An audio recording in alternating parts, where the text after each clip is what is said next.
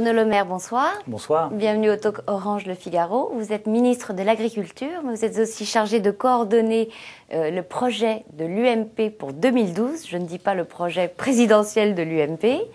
Un projet qu'une nouvelle proposition est venue enrichir hier à la faveur d'une convention sur la défense, celle d'Hervé Mariton, qui a plaidé pour un serment d'allégeance aux armes qui serait fait soit par un jeune Français accédant à la majorité, soit par un non-français devenant français. Qu'est-ce que vous avez pensé de cette proposition ?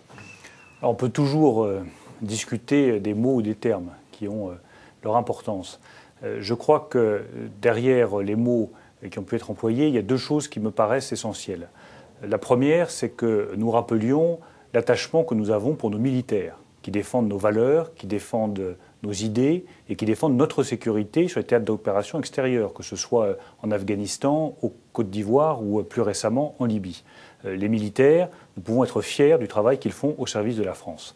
La deuxième chose qui me paraît importante, c'est que nous puissions renforcer le lien entre les armées et la nation. Alors ça peut passer par toutes sortes de formes d'engagement. Je crois qu'il est important que chacun, en France, rappelle son attachement à la nation et son engagement pour la nation française. Cette proposition a suscité des critiques, et pas seulement à gauche. Je vous propose d'écouter ce qu'en a dit ce matin Arnaud Klarsfeld. Je crois que c'est une proposition qui est ringarde. Le dernier serment d'allégeance qui a été fait en France a été au maréchal Pétain, et tout le monde se souvient du bras levé de Bousquet et peut-être même de Mitterrand devant le maréchal Pétain. On n'est pas au Moyen-Âge, on n'est pas en guerre, la France ne court pas de risque, et il vaut mieux faire en sorte que les gens aiment la France plutôt que de leur imposer par un serment. Il ne faut pas que certains députés de l'UMP essayent de copier sur les copies de leurs voisins d'extrême droite. Alors, Arnaud Klarsfeld vient d'être nommé à la tête de l'Office français de l'immigration et de l'intégration, où il succède à Dominique Paillet, qui a été débarqué parce qu'il soutenait Jean-Louis Borloo. Qu'est-ce qui est le plus grave, de soutenir Jean-Louis Borloo ou de faire ce genre de déclaration ? Moi, je trouve grave de faire ce genre de comparaison. Faisons attention aux comparaisons historiques. En général, elles sont malvenues. Et les comparaisons d'Arnaud Klarsfeld sont particulièrement malvenues.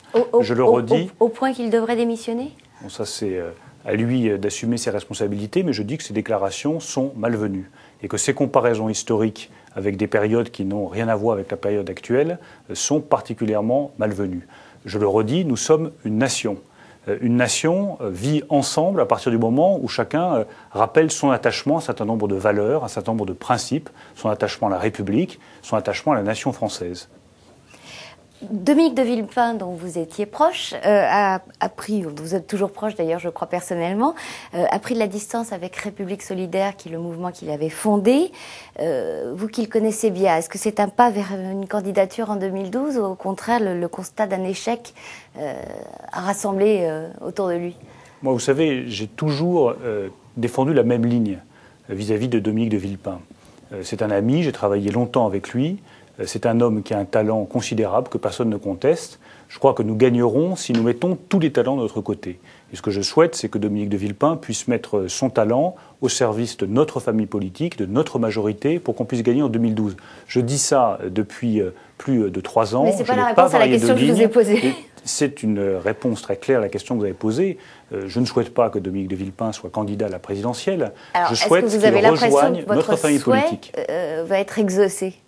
Ce que je souhaite, c'est que ce que vous souhaitez, on le sait, mais est-ce que les dernières décisions de Dominique de Villepin vont dans le sens que vous souhaitez ? Ça, ce sera à lui de le dire. Je n'ai pas l'habitude d'empiéter sur les responsabilités de chacun. Mais à nous aussi, au sein de l'UMP, Jean-François Copé a tendu la main à Dominique de Villepin, il a eu raison. À nous de lui faire une place, à nous d'écouter ses propositions, à nous d'entendre ce qu'il a à dire pour compléter les convictions, l'offre de notre famille politique.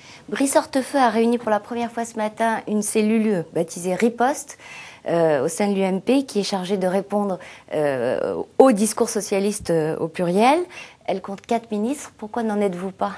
Vous savez, je suis déjà chargé du projet.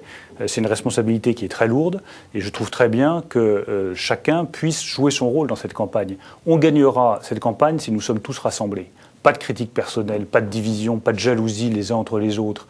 Ça, c'est la spécialité du Parti socialiste. N'en faisons pas la spécialité de l'UMP. Nous gagnerons si chacun est à son poste, à sa tâche, qu'il y ait une cellule riposte organisée par Brice Hortefeux, qu'il y ait des ministres qui travaillent dans cette cellule. Je trouve ça très bien, excellente idée. Ça permettra de contrer un certain nombre de contre-vérités que nous assènent les socialistes matin, midi et soir.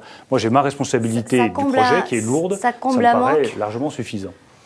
Oui, parce que je pense que nous ne sommes pas suffisamment offensifs sur un certain nombre de contre-vérités socialistes, sur les incohérences qu'il y a dans le projet socialiste, sur l'incompatibilité qu'il y a entre le projet socialiste et la réalité de la situation économique, financière et budgétaire de la France. Cette situation, elle est grave, tout le monde le sait.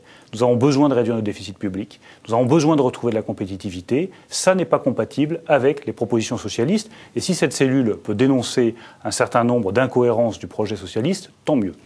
Vous n'avez pas vraiment pris part à la campagne de l'UMP contre la primaire socialiste qui a été très virulente au début de la primaire. Le ton a changé. Est-ce que aujourd'hui vous pensez, comme Valérie Pécresse, que c'est une façon moderne de faire de la politique et que la droite n'y échappera pas en 2017, une date qui pourrait d'ailleurs vous concerner? Non, alors moi je vais vous dire, je suis totalement focalisé sur 2012. Et je ne pense pas au-delà de 2012. D'accord. Alors, ce que j'essaye de faire... Si on évacue la question de votre propre ambition, est-ce que, privé de Nicolas Sarkozy, puisqu'un président ne peut faire que 2 mandats consécutifs, la droite devra se mettre aux primaires? Mais les ambitions personnelles, une fois encore, ce n'est pas du tout l'enjeu. Les Français qui nous regardent, qui nous écoutent, ils se demandent c'est quoi ce que ce que vous défendez comme vision, c'est quoi ce que vous proposez pour les Français. Et moi, je veux un progrès pour la démocratie, comme le dit Valérie Pécresse. Ce que je crois profondément, c'est que les Français se fichent un peu des modalités de désignation des uns, des autres, que ce qui est important, moi je n'ai pas critiqué la primaire socialiste, c'est le choix des socialistes, ils le font très bien. Non, parce que je ne crois pas que ce soit le sujet. Oui. Le sujet, c'est qu'est-ce qu'on propose aux Français? Qu'est-ce que nous mettons sur la table pour les sortir des difficultés où elles sont? C'est quoi notre réponse au chômage? C'est quoi notre réponse au déficit public? C'est quoi notre vision de l'Europe? Moi, je n'entends pas de réponse convaincante du côté des socialistes. Je pense que c'est bien que nous allions les mettre devant leurs contradictions. Et c'est bien également que nous assumions nos positions et nos propositions. C'est ça qui importe le plus. Les réponses, vous avez commencé à en présenter il y a 3 semaines à l'université de l'UMP à Marseille. Vous avez fait un certain nombre de propositions qui ont été diversement accueillies. 2 d'entre elles ont concentré les critiques. La baisse des allocations chômage des cadres, qui a fait dire à Henri Guénaud, conseiller spécial de Nicolas Sarkozy, que le problème n'est pas de couper dans les indemnités chômage, mais de faire baisser le chômage. Est-ce que ça vous a convaincu de renoncer à cette proposition? Je crois que ce qu'il faut bien comprendre, c'est qu'au-delà des propositions très concrètes, il y a derrière cela une vision de la France. La vision, c'est une vision de la France qui réduit ses déficits publics, qui réduit sa dette pour retrouver des marges de manœuvre politiques et préserver son indépendance nationale. On ne veut pas se retrouver dans la situation de la Grèce. C'est ça l'essentiel. On veut rester une rigueur pour le plaisir de la rigueur. Non, c'est de l'ordre dans les finances publiques pour retrouver des marges de manœuvre politiques. Ensuite, ce que j'ai voulu faire, c'est à titre personnel, crédibiliser cette réduction des déficits, crédibiliser cette réduction de la dette. J'ai simplement posé, par exemple, sur les allocations familiales, une question.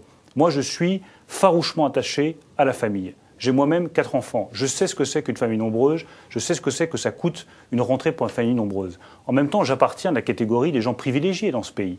Je continue à toucher plus de 400 € par mois d'allocation familiale. Est-ce que l'État français a encore les moyens de payer plus de 400 € d'allocation familiale pour quelqu'un de privilégié comme moi? Si la réponse est oui, pas de problème, on trouvera d'autres propositions pour réduire les déficits publics. Mais nous n'évacuerons pas cette question de la réduction des déficits, du désendettement de la France pour retrouver des marges de manœuvre politiques. Ça, c'était l'autre sujet polémique, les allocations familiales sur le chômage des cadres, l'indemnisation chômage des cadres. Je n'ai jamais parlé du chômage des cadres spécifiquement. J'ai juste posé une question. Est-ce que notre indemnisation c'est vrai que le mot cadre ne figurait pas dans votre discours à Marseille. Pas dans mon discours. Je fais attention en général aux mots que je prononce. La seule question que je pose, c'est est-ce que notre système d'indemnisation du chômage incite suffisamment au retour à l'emploi? Moi, je crois qu'on peut l'améliorer pour qu'il incite plus au retour à l'emploi. C'est tout ce que j'ai voulu dire. Mais une fois encore, ce sont des propositions personnelles. Je me rangerai à l'avis de la majorité. Le seul point sur lequel je ne suis pas prêt à transiger, parce que je crois que ça fait partie de notre philosophie politique, et c'est cohérent avec tout ce qu'a fait le président de la République et ce qu'a fait le Premier ministre depuis 5 ans. C'est sur le discours de vérité et sur la nécessité qu'il y a de remettre de l'ordre dans nos finances publiques, de dégager des marges de manœuvre et que la France reste une terre de production industrielle et agricole. L'UMP réunira normalement un Conseil national le 21 janvier pour valider le projet en question. À cette date, Vraisemblablement, Nicolas Sarkozy n'aura pas fait connaître officiellement sa décision. Comment fait-on pour gérer la séquence entre l'existence d'un projet d'un parti et la non-existence du projet d'un candidat qui sera libre de toute façon de piocher à sa guise dans les propositions de l'UMP? Il y a le projet de notre famille politique sur lequel je travaille. Je consulte très régulièrement les parlementaires, les secrétaires nationaux, les militants. Vous avez tous les mardis, on a instauré des rendez-vous réguliers. Vous reprochez de travailler de façon Je vais me rendre, mais j'écoute toujours les critiques. Vous savez, il y a toujours du bon à prendre dans les critiques. Je vais me rendre chaque semaine dans une fédération pour présenter notre projet et écouter les remarques des militants. Nous aurons ensuite l'idée de Jean-François Copé, que je trouve excellente, d'avoir 3 conventions dans 3 villes différentes. Nous discuterons ensuite de ce projet et il sera adopté au Conseil national. Cela permettra de faire vivre les idées. Or, je crois que dans la situation de crise où nous sommes, contrairement à ce que j'entends ici ou là, les idées sont essentielles. Les Français attendent des débats d'idées. Ils attendent des propositions concrètes et ils attendent une vision de la France. Qu'est-ce que la France peut devenir dans quelques années? Ça doit être notre marque de fabrique. Nous croyons dans le courage, dans le talent des Français. Nous croyons que la France peut continuer à réussir dans le monde tel qu'il est, qu'elle peut rester une des puissances majeures en Europe. C'est ça qu'on doit défendre auprès des Français. Bruno Le Maire, je vous remercie. Merci. Demain, nous recevrons Nadine Morano, qui est ministre chargée de l'apprentissage au Talk Orange Le Figaro. Bonsoir et à demain.